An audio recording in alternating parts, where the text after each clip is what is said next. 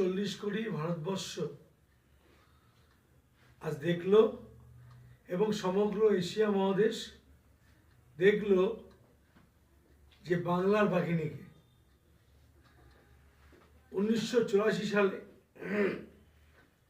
তৎকালীন প্রধানমন্ত্রী ভারতবর্ষের কংগ্রেস দল মমতা বন্দ্যোপাধ্যায়কে 1984 সালে যাদবপুর কেন্দ্র থেকে প্রার্থী করেছিল। উনি এমপি হওয়ার পর বারবার যখন বিভিন্ন আন্দোলন করেছেন, আমি একজন ওপার বাংলা থেকে, আমার বাবা মারা এসেছিল 1947 সালের আগে, স্বাধীনতার আগে। আমি একজন উদ্বাস্তু অঞ্চলের বাসিন্দা, আমার বয়স এখন 62। এই উদ্বাস্তু আন্দোলন প্রথম যিনি দিল্লির বুকে পৌঁছে দিয়েছিলেন, তৎকালীন সরকারের কাছে পৌঁছে দিয়েছিলেন, কংগ্রেসের এমপি হয়ে কংগ্রেসের যে সরকার সেখানে বোঝাতে চেষ্টা করেছিলেন যে উদ্বাস্তুদের উপর বাংলা থেকে আসা লোকেদের কী কী কষ্ট, কী কী সমস্যা।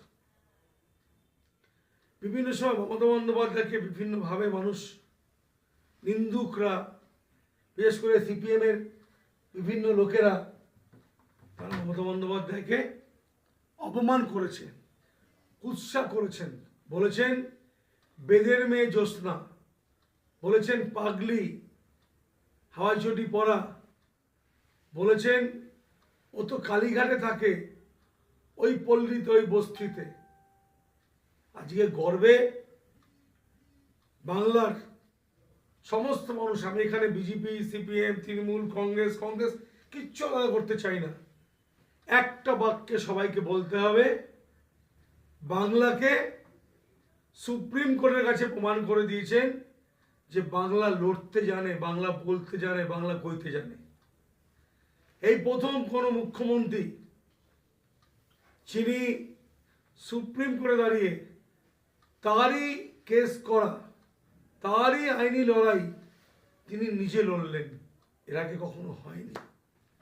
তাই মমতা বন্দ্যোপাধ্যায় 7 বারের এমপি, 3 বারের মুখ্যমন্ত্রী, 5 বারের কেন্দ্রীয় মন্ত্রী, আর একবার মুখ্যমন্ত্রী হিসাবে 26-এ আমরা মে মাসে ওনাকে শপথ দিতে দেখব। কি লড়াই ছিল? লড়াই ছিল মানুষের গণতন্ত্র অধিকারকে পাইয়ে দেওয়ার জন্য, লড়াই ছিল মানুষের স্বাধিকারকে পাইয়ে দেওয়ার জন্য, লড়াই ছিল ভোটাধিকারকে পাইয়ে দেওয়ার জন্য। টিএন সেশন একজন দক্ষ নির্বাচন কমিশনার ছিলেন, সবার মনে আছে বাংলার। আমি সিপিএমকে বলছি ভুলে যাবেন না, আমি কংগ্রেসকে, বিজেপিকে বলছি ভুলে যাবেন না, নির্বাচনের যে কার্ডটা, ভোটার কার্ডটা, সেটা মমতা বন্দ্যোপাধ্যায় লড়াইয়ের ফসল, মমতা বন্দ্যোপাধ্যায় লড়াই।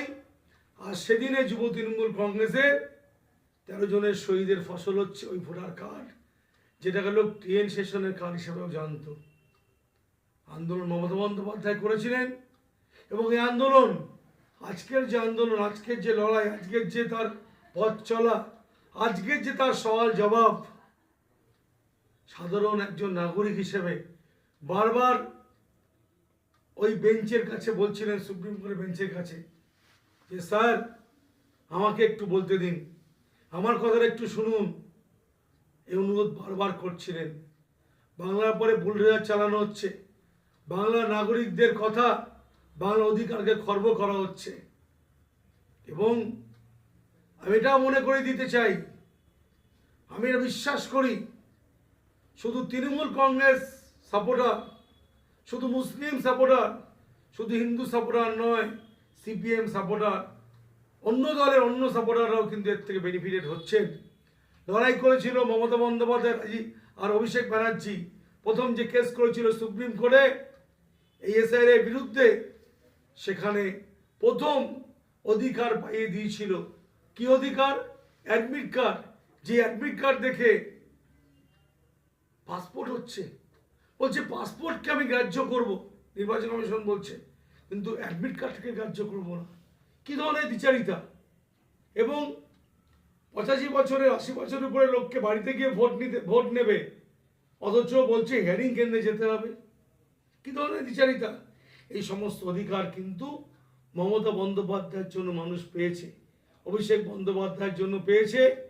তৃণমূল কংগ্রেসের যে লড়াই, সুপ্রিম কোর্টের যে লড়াই, সে লড়াইয়ের ফল হচ্ছে এইগুলো, আরো আরো অনেক কিছু।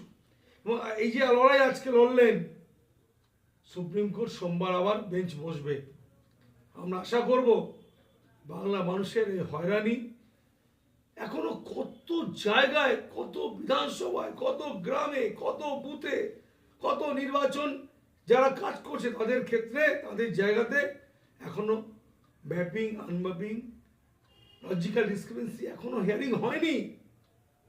কি করে হবে? এবং বারবার করে ইআরও, বিএলও, সুপারভাইজার সবাইকে ভয় দেখানো হচ্ছে, তুমি যেভাবে আপলোড করো, যা খুশি করো আপলোড করো, তাহলে চাকরি খেয়ে নেবো, তাহলে সাসপেন্ড করে দেবো, তাহলে শোকজ করে দেবো। কি ধরনের অত্যাচার! আজকে 150 উপরে মানুষ মারা গেল, বিএলওরা মারা গেল, বিএলওর পরিবাররা দুঃখ করছে, হায় করছে। এই বিজেপি, আমরা মনে করি ওই ইসিআই এর যে সেশন, ইসিআই এর যে গণেশ কুমার, আমার মনে হয়, আমাকে ক্ষমা করে দেবেন, যাকে বিজেপি দল সভাপতি করলেন, নীতিন বাবুকে সভাপতি করা উচিত ছিল গণেশ কুমারকে, তাহলে হয়তো বিজেপির সিদ্ধান্তটা ঠিক হতো। আমরা লড়াই জারি রাখছি, আমরা লড়ব এবং আমরা বুঝিয়ে দেবো মানুষকে মমতা বন্দ্যোপাধ্যায় এমন নেত্রী যিনি মানুষের সঙ্গে থাকেন, মানুষের পাশে থাকেন। মোদের বাংলা ভাষা, বাংলা আমাদের ভাষা, মোদের বাংলা, বাংলায় কত মানুষ, কত কৃষ্টি, কত সংস্কৃতি, বাংলাকে অপমান করা যাবে না। মনে রাখতে হবে, বাংলা ভাষার অধিকার পাওয়ার জন্য 21শে ফেব্রুয়ারি আগামী কদিনের মধ্যে আমরা দেখব। তাই বাংলার মানুষকে অপমান করা যাবে না। অনেক রাতে যারা আমার এই লাইভ দেখছেন তাদের কাছে আমি কৃতজ্ঞতা জানাই এবং আমি বলি, মমতা বন্দ্যোপাধ্যায় সকলের জন্য, উনি বলেন আমি সকলের মুখ্যমন্ত্রী এবং সকলের নেত্রী হতে চাই, তাই লড়াইটা উনি সুপ্রিম কোর্টে নিয়ে গেছেন। নমস্কার, সকলকে বলছি ভালো থাকবেন, শুভরাত্রি। আমরা চাই যাদের ভোটার লিস্টে নাম ছিল তারা সবাই ভোটাধিকার অধিকার পাক। 26শে যে বিধানসভা নির্বাচন হবে সেখানে। আবার সবাইকে নমস্কার।